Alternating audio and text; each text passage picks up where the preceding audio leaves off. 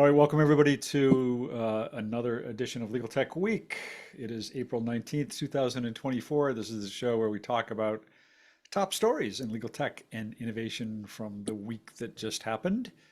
And we have a special guest today, Jake Heller, the co-founder of Case Text and now head of product at Thomson Reuters for CoCounsel.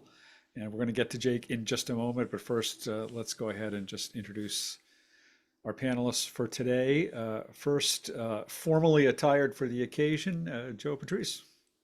Yeah, Joe Patrice from Above the Law and Thinking Like a Lawyer. Obviously, I always try to dress up for the show. I don't know why it doesn't come up more often. So. Yeah, all right. And Stephanie. Yes, I'm usually never on early enough to be second. I'm Stephanie Wilkins. I am the editor-in-chief of Legal Tech News at ALM. Yeah, I go in order of my little Brady Bunch cubes here. So yeah, I know, but usually I'm like on at the last second, so I'm way down in the list. I was not prepared. Yeah. All right, Victor. Hi, everyone. My name is Victor Lee. I am Assistant Managing Editor for the ABA Journal, handling business, law, and technology. And Niki Black. Hi all, Niki Black. I'm the head of SME and external education at Affinipay for the legal brands, including Law and My Case. I write legal technology columns for Above the Law, ABA Journal, and the Daily Record. And I also oversee and author the legal industry report and the benchmark reports that we put out on the My Case and Law Case side of things. And it's great to be here. I'm looking forward to getting the inside scoop on the CoCounsel and Thomson Reuters announcements. All right, and last but not least, Gina Grady. I'm Gina Grady. I am the, what am I? I am the editor-in-chief of Dewey v. Strategic, and I also write a monthly column for Legal Tech Hub. And welcome, Jake. All right. I thought Steve Embry was joining today too. Did I miss something? I don't know where he is. Maybe he'll show up at some point. I think he said he was prepping for a thing that's very specific. Yeah, prepping for yeah. a thing. Okay. Good. Well, hey, Jake, thanks so much for doing this today, especially on short notice. And sort of I think in part the genesis for this is that, of course, Thomson Reuters put out news this week about the expanded vision to provide. The headline was Thomson Reuters announces expanded vision to provide Gen AI assistant for every professional it serves. And I think the gist of it in part was that CoCounsel, which of course was originally developed by Case Text even before it was acquired by Thomson Reuters, that CoCounsel will be kind of spread out, expanded out across all of Thomson Reuters products and basically all of its verticals, tax, risk and legal and whatever other verticals it serves. Many of us wrote about it, not all of us wrote about it. But I think what was interesting is as we kind of got ready for this show this week, I think we all realized we in some ways had different takes on exactly what the story was about, and what the news was, and how this fit into some of the announcements made earlier, especially last November, about CoCounsel and TR's own generative AI. And so I think we thought that rather than have us sit here and kind of speculate and argue about it, it might be great to hear right from the horse's mouth about what exactly it is. So I know we all have some questions, I think, but I wonder if it could make sense to just kind of start hearing from you what your take on what was the news this week? What was this all about? So thanks for having me. And I will say, I think I've listened to almost every one of these, but this is only my maybe second time ever being here. So maybe time listener, first, second time. So thank you for having me. Really, the news from TR is always welcome. Oh, that's awesome. The news is really about two different things, two related things. The first is what you kind of think of today as CoCounsel, which is this AI agent you can just talk to, ask it to do tasks for you, and it does it. Will, in the not too distant future, be not just powered by a subset of legal kind of capabilities or skills, but will rather be able to draw upon its skills and capabilities across Thomson Reuters' entire portfolio of all the professionals that it serves. So not really relevant to probably a lot of the folks on the call, but also for tax professionals, accounting professionals, risk and fraud, and the many other verticals that Thomson Reuters serves as professionals. There's going to be one AI identity and one AI chatbot called CoCounsel you can talk to. Ask it to do a task for you. It will know, oh, I think I should talk to Practical Law and that database for this, and maybe do some tax research using Checkpoint for that. Bring together an answer and provide the answer to the client without them having to understand or know exactly which products do which things, which databases to draw from, et cetera. So that's the first thing is CoCounsel is about to become a lot more powerful and kind of draw upon its skills, capabilities, and databases across the broader Thomson Reuters portfolio, which is really exciting. Can I ask you one question and right then- there? Of course, yeah, please, yeah. When you're talking about that and Yeah. CoCounsel having that drawing on that broader body of knowledge, are you talking about the same CoCounsel that you developed and that has been built from the get-go, or is this an entirely different product? It's more the former than the latter.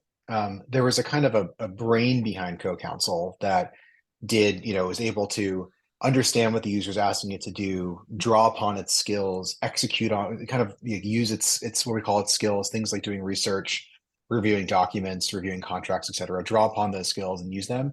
That same kind of core is going into the kind of Thomson Reuters universe now. Obviously, a lot's going to change too. We're going to be on Thomson Reuters' tech stack. We're going to be, it'll look a lot more like a Thomson Reuters product than the former CaseText product. Right. So things will change about it. Maybe a ship of Theseus kind of thing where you kind of switch out the components, but it's still the same ship. If anybody gets that reference. But the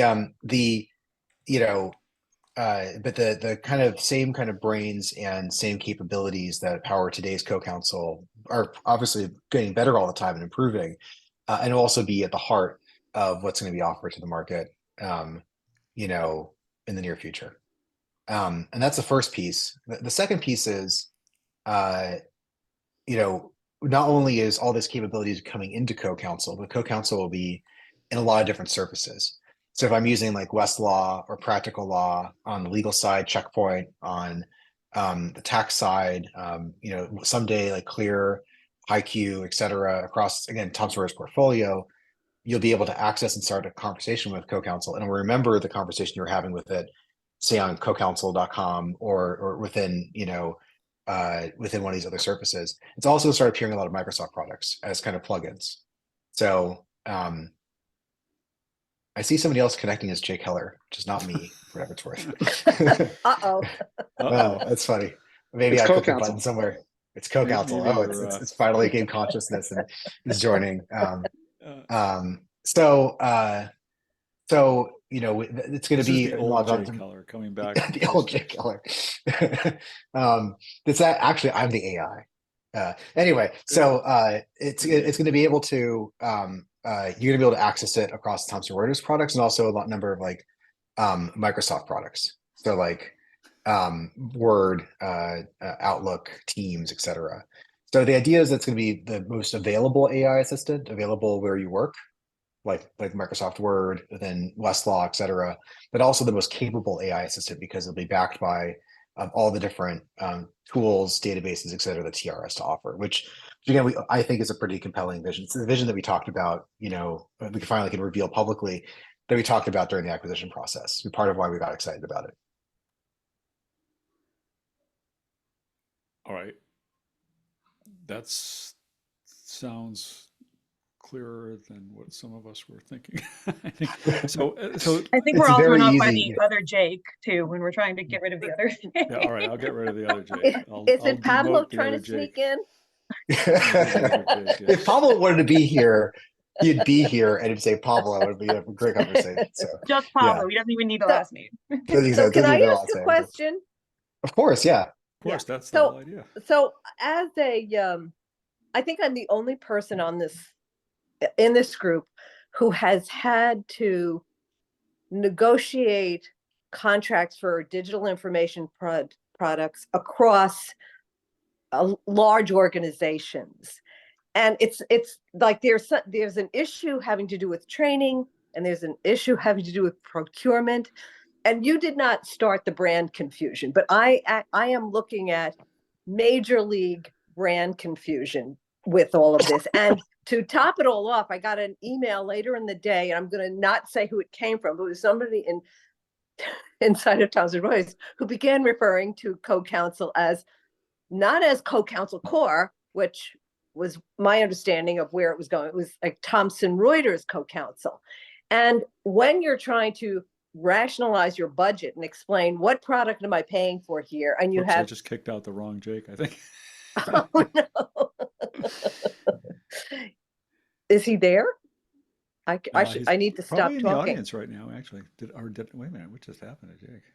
I really think you kicked out the wrong Jake. I did. I put him in the audience. Hold on, Jake. Don't go away. Find This you. is chaos. There it is. Oh my gosh.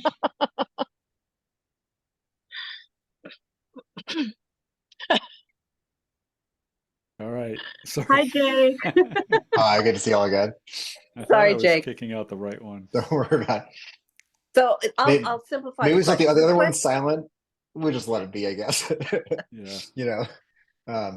I mean, Gene, yeah, what I heard kind of going back and forth is there's some kind of brand confusion, and I guess being kind of transparent here, I think it's been a kind of an evolution for us at Thomson Reuters, because for a long time we just sold separate products, right? And this is not necessarily the first time ever, but for maybe one of the first times within Thomson Reuters history where we're trying to create like a combined offering that takes a lot of the different pieces together, and it's actually really difficult to do. It's a big, ambitious vision that Steve, our CEO, and David, our Chief Product Officer, have here that I share. It's actually really hard to do and do well, and walk people along that, who are customers, along that journey from, hey, there's this other thing that you can have now, and it combines all of our offerings. It's hard to do internally. I guarantee we're going to get there pretty soon in a place that's going to be a lot more kind of clear. And it's just not where we fully are today, right? And so yeah, I actually share kind of that frustration of being transparent. I wish we could be doing better for our customers in terms of clarity, like what the packages are, what their names are, what the differences between all those things are. I think this announcement goes a long way. Yeah, go ahead. The other Sorry. thing that became clearer, I was interrupting you, so I'm the wrong one.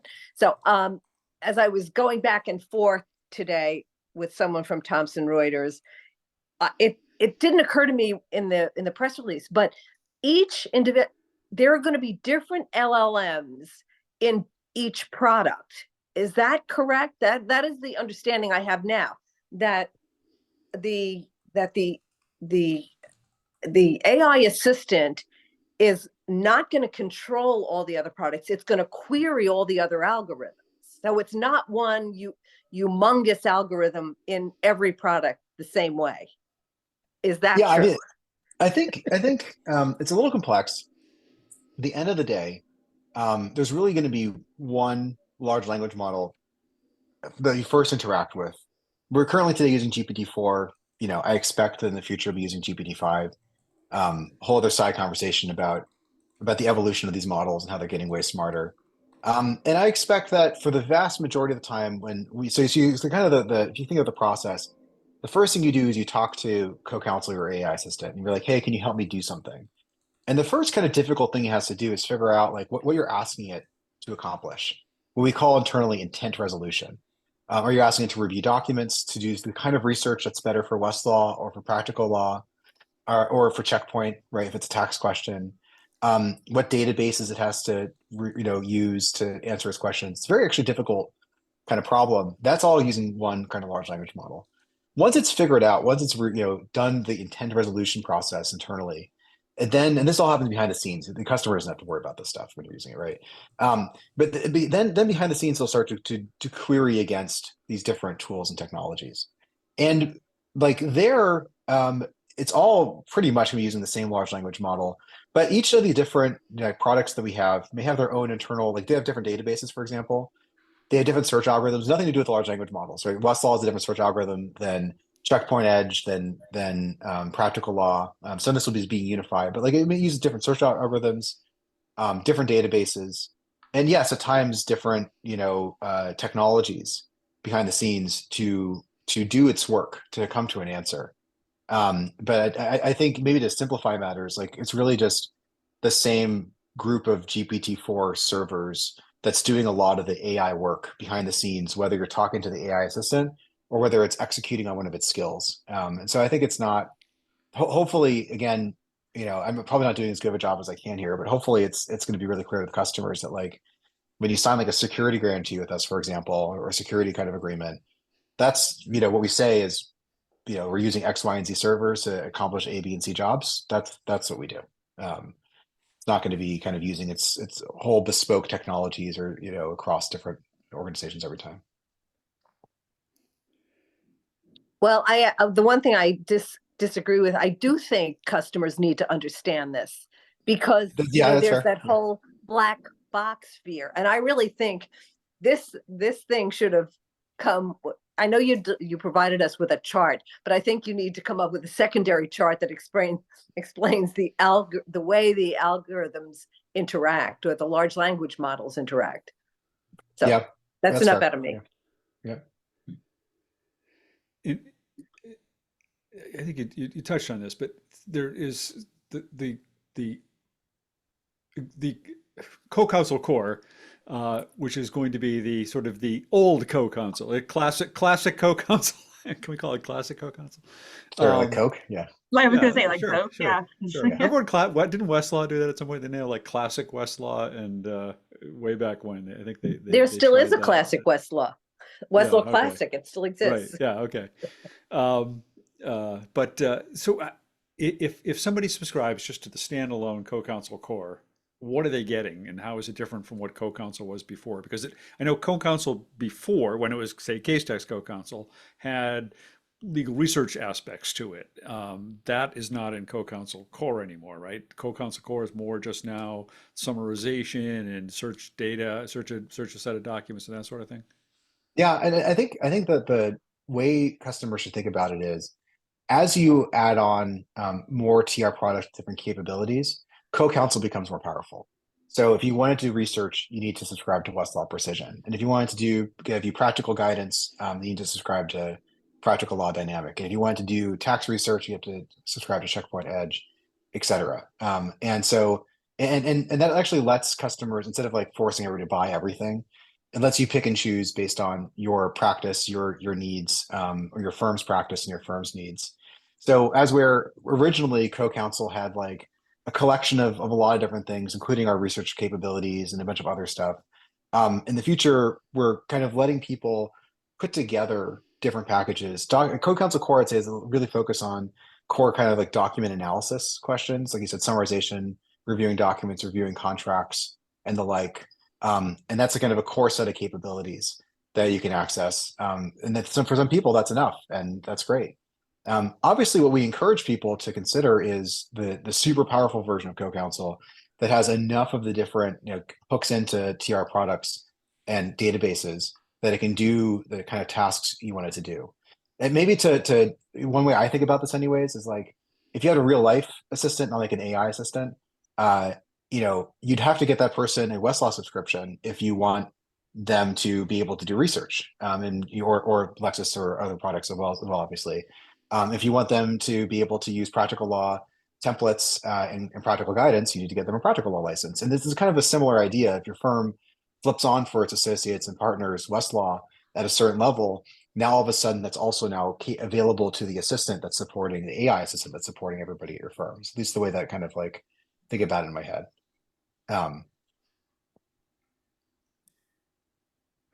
We got a question about Westlaw Precision, and I think that's a question people want to understand. How does CoCounsel now fit in with Westlaw Precision with AI? Yeah, it's a great question. So in the very near future, when you ask CoCounsel a legal research question, and if you're subscribed to Westlaw Precision, then it will use Westlaw Precision's AI response to generate your answer, essentially. And so obviously a big part of why we chose to join forces with TR is we saw a really amazing set of content developed over decades, arguably centuries in some respect, was the beginning of the West Publishing Company. Really great search algorithms that have been finely tuned for over a decade by very, very smart people. And that's like, in treatises and other secondary sources, practical guidance, et cetera. Now, for the first time, when you're using AI assisted research on Westlaw, and you ask that question, it will combine its collective understanding and knowledge across all these different sources to give you a really great answer. And in the very near future, when I'm on CoCounsel, if I ask a legal research question, it will just draw from that same exact kind of process, technology, databases, et cetera, to provide its answer. So I think it's pretty exciting. It's going to be a step change difference between what we were able to offer standalone as case text, to given the kind of quality of the content and technology we're working with here with Westlaw. And I just have a sort of less of a question and more of a comment. As someone who works in a tech company, when you merge companies, there's a lot of things going on behind the scenes. There's a lot of development that has to go on behind the scenes. And when you're taking this brand new concept, it's almost like a skin above all their products, it's going to look different than it's ever looked in the past. And also, we all know garbage in, garbage out with any kind of AI, right? And so what they've done is they've improved both the quality and the amount of data that they have available for CoCounsel to work off of. But I think that what Jake said absolutely makes sense. The idea of you think of it as an assistant needing access to certain things. So I think that's really interesting. My question is, what I was wondering about is when you talked about how the initial assessment that's done by the one LLM is this idea of which tools does it need to use? What happens if it needs to use tools they don't have access to? Does it tell them? And then it just says, you don't have access to that if you'd like to use it. You don't get that type of thing in the future. You sign up for this, otherwise you can't do it. Like how is that handled? I think that's sort of an interesting issue. It's a super interesting question, and transparently, it's something we're working on right now. What we have it do right now, at least in kind of the beta version, that's connecting into more of these different services, is it will notify you like, hey, to do the best job I can here, I'd probably need access to X, Y, and Z. And then we have it fall back and try to do the job, that it can do with what it has available. And so, well, it depends. Like if you're asking to do legal research and you don't have a legal research subscription that it can access, then I think it'll probably flat out refuse, because we don't want it to hallucinate, make up cases, et cetera, right? We want it to actually do the research and then come back with an answer based on research. For potentially some other situations, it might say, well, really to do the best job here, I'd probably want a template from practical law, but without a template, let me try to draft you a version of this. But again, like we recommend you get the practical law kind of subscription because it can do a better job basing off the template, for example. So we're still, again, transparently, something we're still working on. But that's the direction things are headed right now. Jake, did you see the question in the Q&A about law schools?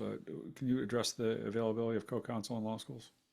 Yeah, today it's not widely available within law schools. Part of the challenge, to be again transparent, is this technology is just so expensive to run.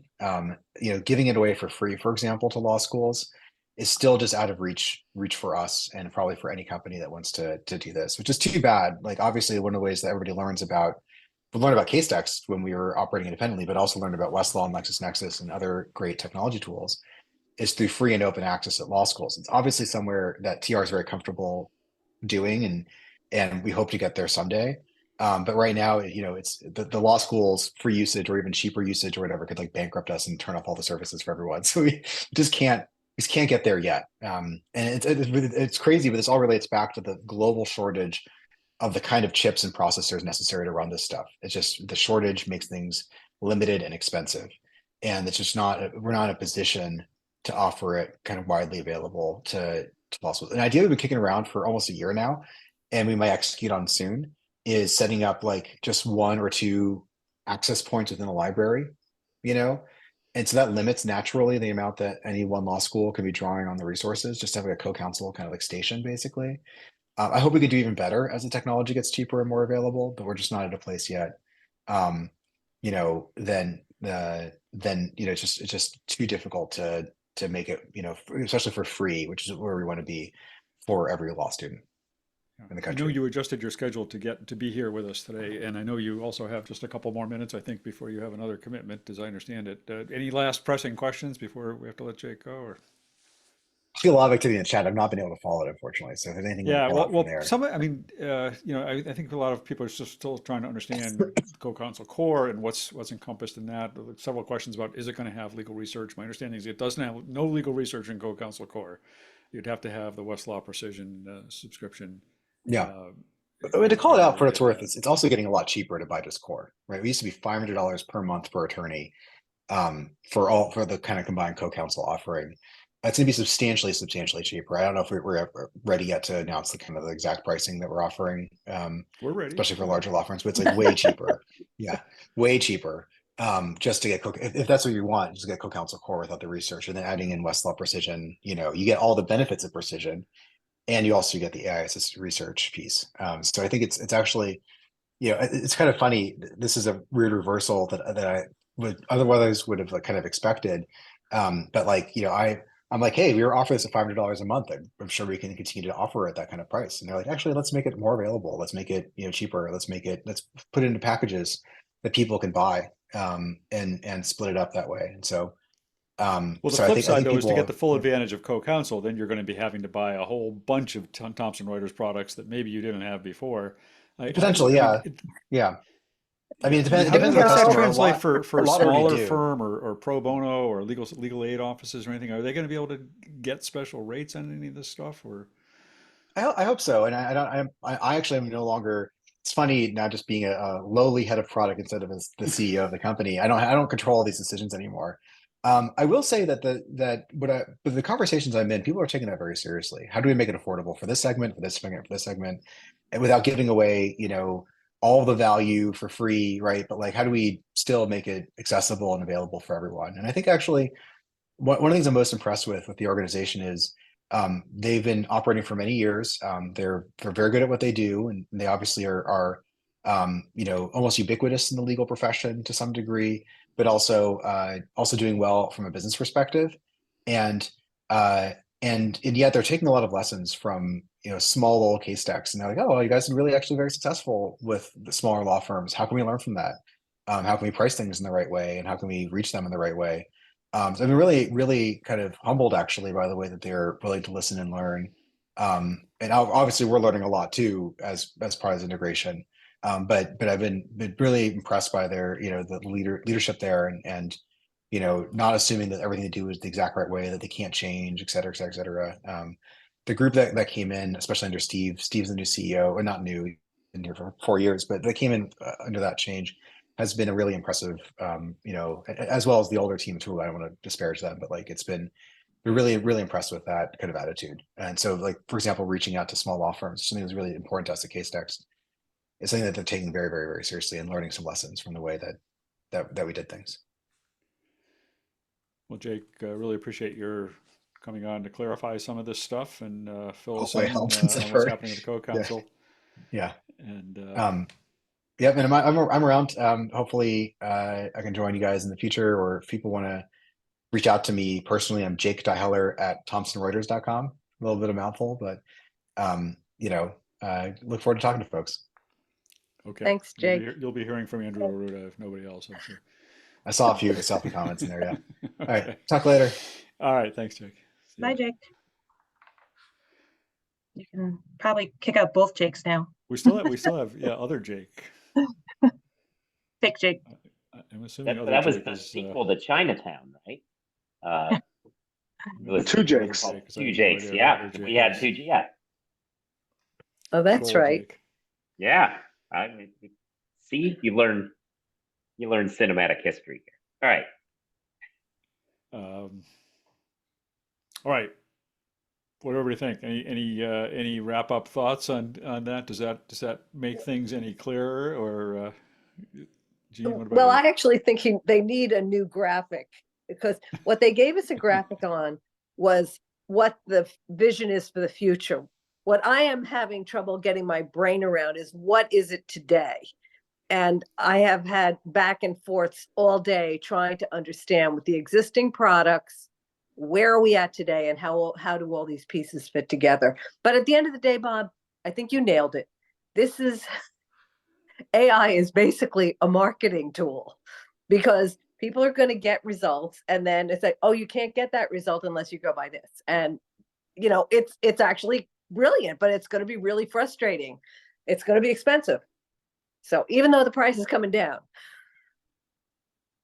Yeah, I thought the chart, when I first saw the chart of how this is all supposed to work, my first thought was, I told you all, it was either one of those crime shows with like the red yarn attaching all of the suspects, or for me, it was more Charlie Kelly in the mailroom of It's Always Sunny having his freak out about everybody's connections. It's a really bizarrely overcomplicated idea of like this goes here and there.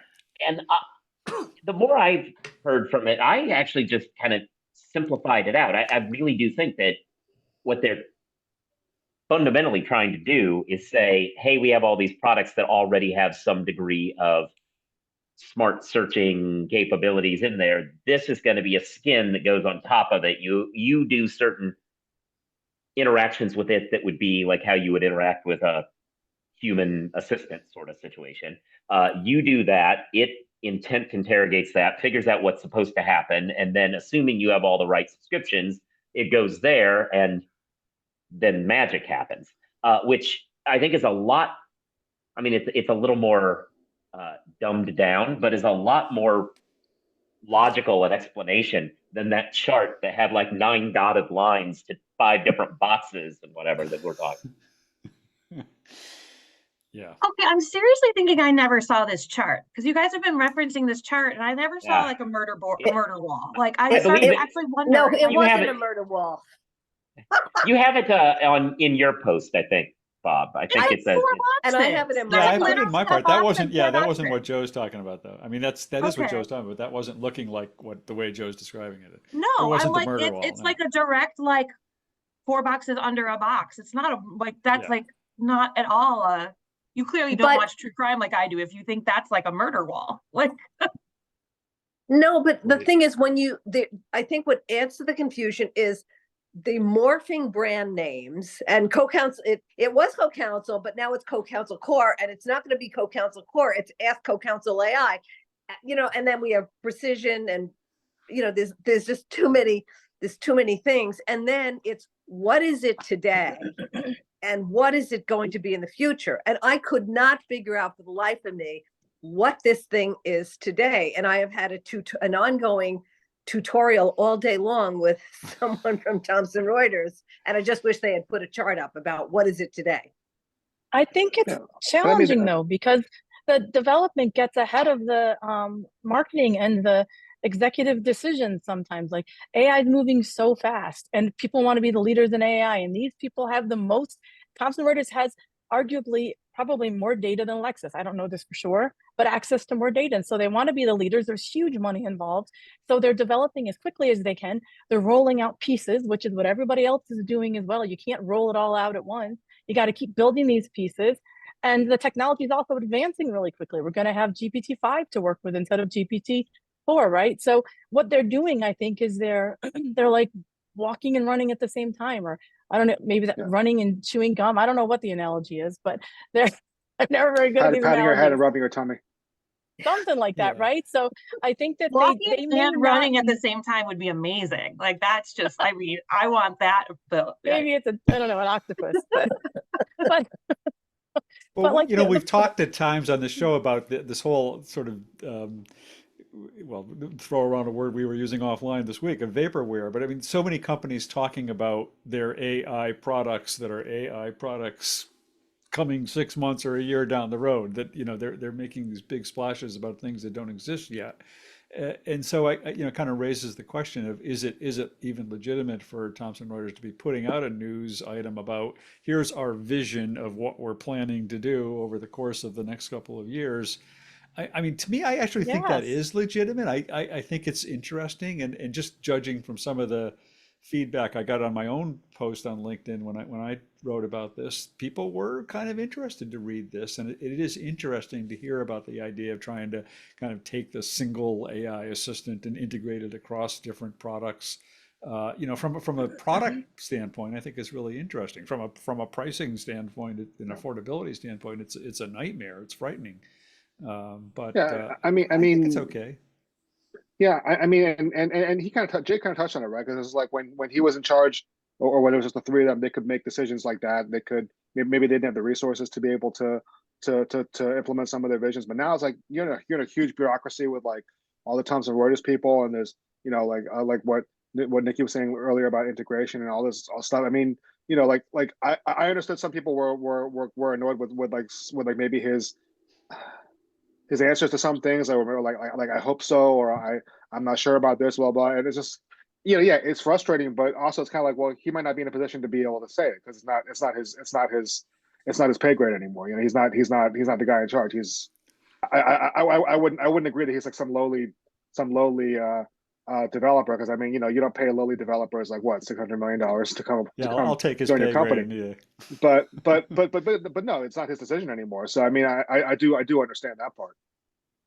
And I Yeah. think the other thing to keep in mind is that legal is only part of the market. And somebody on this call, and I don't know whether it was Bob or Steve or Joe, I don't know who said it, but they pointed out that the like it was like the day after Thomson Reuters bought Casetext, risk was put up on our product line. Like with risk was promoted as if that was part of the vision of buying Casetext, and it is. It wasn't just we always think of everything as being legal centric, but they are using this across their universe. Well, and that's what I said to you all, like in our private chat, that I thought just the bigger story here in general, whether or not it's forward looking or present or whatever, is that they're using this applying it across all of Thomson Reuters. Like the bigger takeaway, step away from the confusing naming or the whatever, is that going forward, expanding this technology across all of TR's products is the bigger storyline takeaway. Like, love it, hate it, I don't know. I thought that was the bigger story here. Well, and that's what is the future of AI, I think. And as companies consolidate, as legal tech companies consolidate, I think you're gonna see that in multiple different companies where they're putting an AI out across all of their products and also having the integrations between their products. I mean, they're doing what everyone else is probably thinking of doing as well, right? I mean, it makes sense. So several months ago, when we had our initial look at what this was potentially going to be, which this has now entirely superseded, my takeaway from that, I wrote a thing about how I was concerned that the legal AI conversation was very litigation centric in ways that I think folks don't understand how that works. And my point at the time was, they were spending a lot of effort in explaining how they were going to get the right answer to questions. And I said, yeah, but I don't want the right answer as a litigator. I am trying to find little weaselly ways around the right answer. That's the point of how I advocate for people. And it seemed like the way in which AI was being conceived of didn't fit that model. What I thought was interesting, and it plays to how it is focused more on risk in some ways. It plays to the ad that they created and how it was very transactional focused and not litigation focused. It seems as though they might have kind of figured out that the people who want AI sort of driven answers and the right answer are going to be risk and compliance and transactional folks. Don't try to get into we've solved your litigation for you, which was a lot of the messaging that we'd been hearing before, which I thought was weird. And now I think probably smartly understands that the people who really are going to get a lot of the benefit out of this are risk, compliance, folks who need to know what the right answer is, and the research and approach research from that perspective. So that's what I thought was interesting about it. Was philosophically, it seemed like there was a realization that AI plays better for certain use cases at the time as of right now. I wonder if it's worth contrasting what we're talking about here with the news this week out of vLex about expanding their generative AI into this document analyze tool. Although that was another one that was a little bit confusing because they actually already had a document analyze tool, and then they said this week we're announcing document analyze, and I had to call the vLex people and say, well, don't you already have this? So it's different. It's expanded. It's more. It's greater.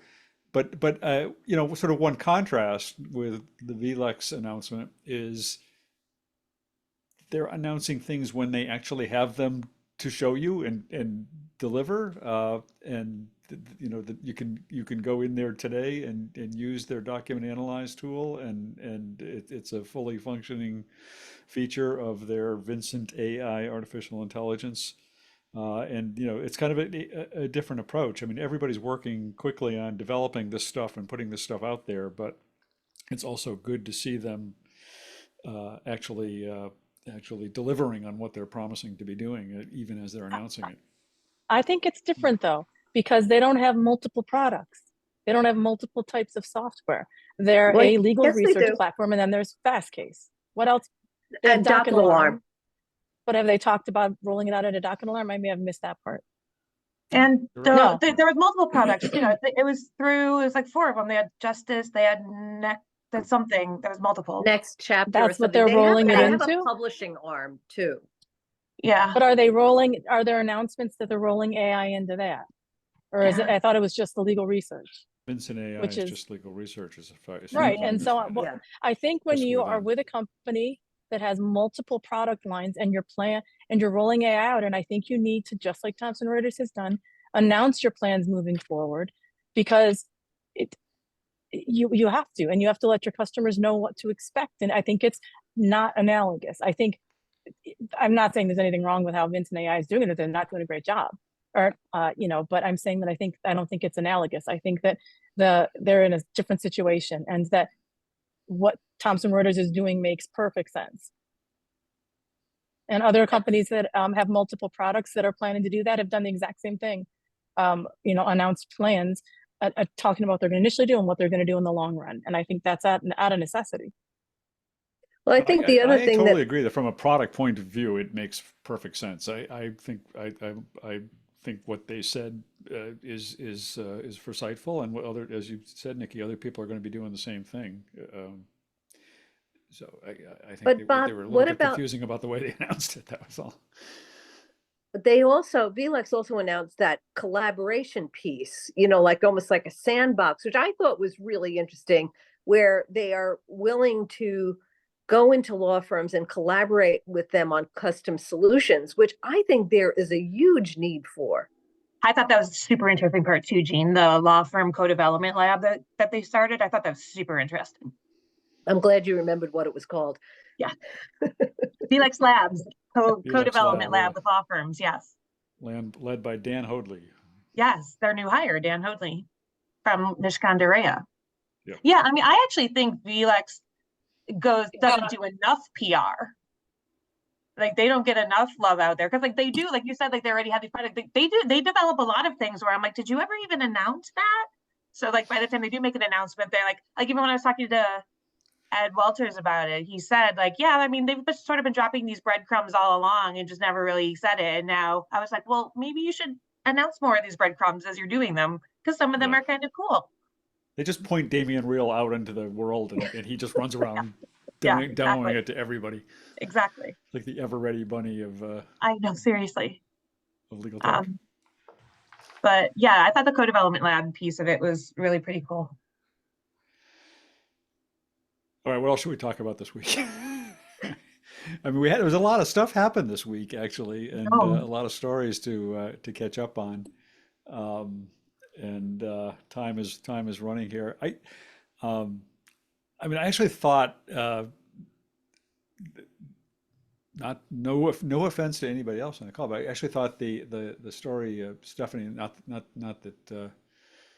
that you did, but that you ran this week on that Isha did on privacy, on the privacy, the privacy thing out of Minnesota. Was Colorado. it Minnesota? I'm Colorado. blanking. Colorado. Okay. One of those states between Massachusetts and California. Minnesota is coming up, so that state was mentioned in it. Yes. Okay, good. That's where I am.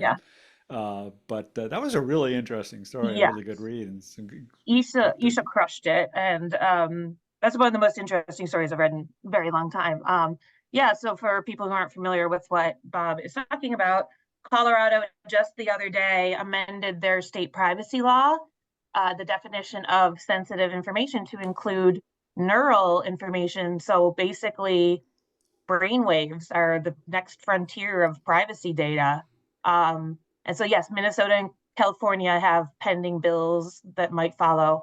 But yes, so all these tools that are accessing your brainwaves and things could now be sensitive information. There is a differentiation because there are some tools out there that are medical that are already governed by HIPAA. So those are a different category. But tools that are not, that are accessing your brainwaves, neural data is now protected. So it's just super fascinating. I mean, it's just it's worth a read. Like, it's one of those articles you want to sit down and it just feels like it really does feel like, Black Mirror, but now it's fun. Yeah, But I thought it no, was very actually, interesting. it's funny, and it's interesting, the Neuralink, the Elon Musk Neuralink stuff, that actually his product falls under HIPAA. I mean, Yeah. it doesn't everything. When I read Twitter, I hear that HIPAA is the reason why everything. Yeah. That's I don't because remember. Usually It's in the misspelled. article. The article explains why his would be governed by HIPAA. I don't remember at this moment. I've edited so many articles this week, but yeah, oddly enough, his would have been covered by HIPAA, but like it's the most known product of the kind. But yeah. Well, so sorry, I wasn't able to go through the whole thing. So is it just that, like, if it's related to a medical issue, then it would be covered? But if it's just like, if you're just scanning a brainwave for like how you react to certain things and it's not Yeah. covered, is that what it is? Yeah, there's a the Neural Rights Foundation. There's something out there. They've put out a paper. There's like 30 different companies making these products. You can buy them on the market right now, not including the ones that have a medical tied reason that like access brainwaves, and they potentially store them, and like it said stuff about you that you can then now put out there, this neural data about you, that people could sell like credit card information, and it's fascinating. Yeah, What I does think neural data that reveal about you? That's the question. Well, yeah, I like mean, like with the Neuralink chips, since they're trying to help people at this stage anyway, I don't trust that this is where the company intends to go long term. But at this point, they're trying to help patients who can't do certain things and do them with their mind. Uh, Long term, though, the idea that you could implant these sorts of things recreationally to do whatever, and then that data be capturable and see what happens to your brain when you see an ad for XYZ product. I think that's the concern, which is yeah. very sci-fi at this juncture, but Well, whatever. and And then also, yeah, they're not all yeah, implants at this point. There's like gaming headbands and things like that, and like all of these things. Like you go to like, I'm sure if Steve Embry was here and was talking about CES, he'd talk about all of like the headsets and everything. And it's super fascinating. I mean, like reading her article, I was just like riveted. If you're at all like science nerdy, and it's great. Yeah, I know there's a professor at Carnegie Mellon who was doing like using MRI, using brainwaves from MRIs that was to like determine links between like various diseases and conditions and whatnot with brain patterns. So yeah, so I guess it doesn't have to be implanted, but it's just like, yeah, seeing all the Elon Musk chatter, it's like, well, yeah, why wouldn't we let Elon Musk implant things into our brain? He's done such a great job with X and with Tesla. yeah. I wrote a Yeah, story so the other that's what it day. was. Sorry, Steve Salkin from ALM put it into the chat. So his is FDA approved. That's why it falls under HIPAA. Okay, yeah.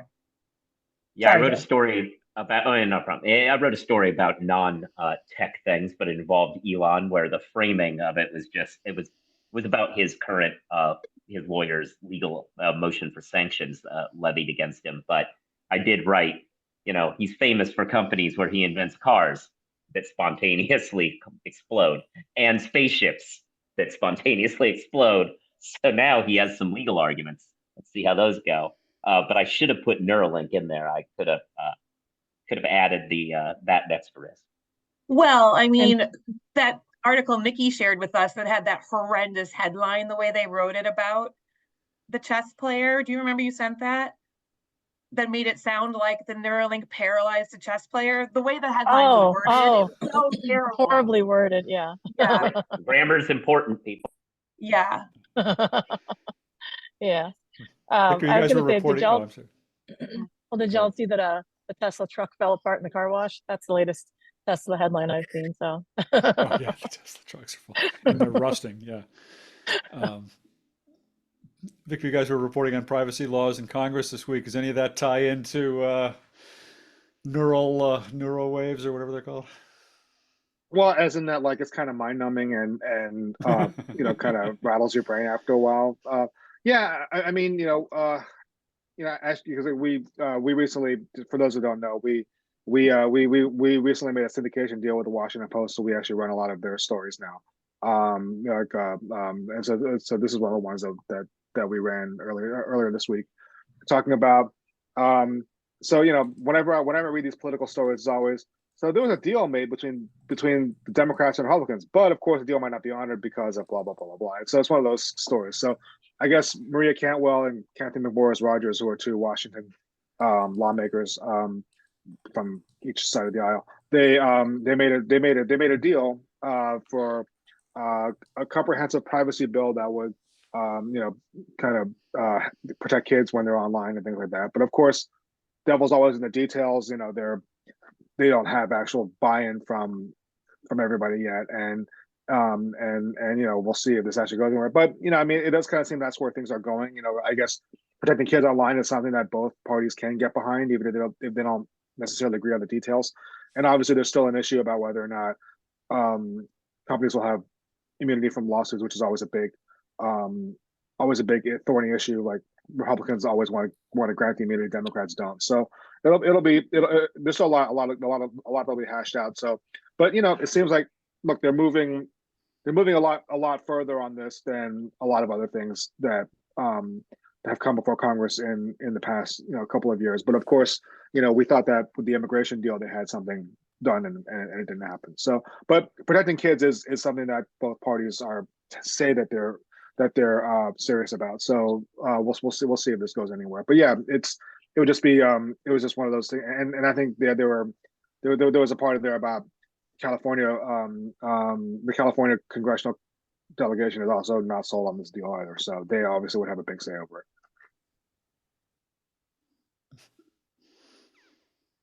All right. We've got a couple of minutes left, and Niki, I don't know. You wrote about that New York State bar guidelines on Gen AI. I wonder if we should try and dive into that quickly now, or save it for another day and kind of go into a little bit more. There's a lot to it. I think it's just worth noting that it's out there, because I wrote about it again this week for the Daily Record as well. But I'm not going to be here next Friday because I'm traveling for work.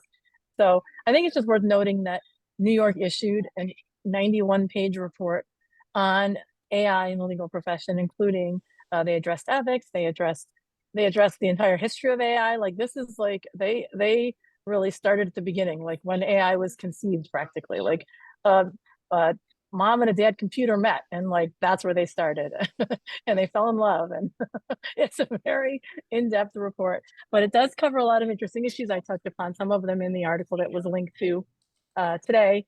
Next week, the article that I just submitted, the Daily Record, covers the ethics findings. And the only thing I think that's worth noting is that another announcement that came out this week from New York is that the courts have formed an AI task force in terms of determining how AI is going to impact the administration of justice, the court system, judges and their on the benches. And so, New York really seems to be devoting some resources to trying to figure some of this stuff out.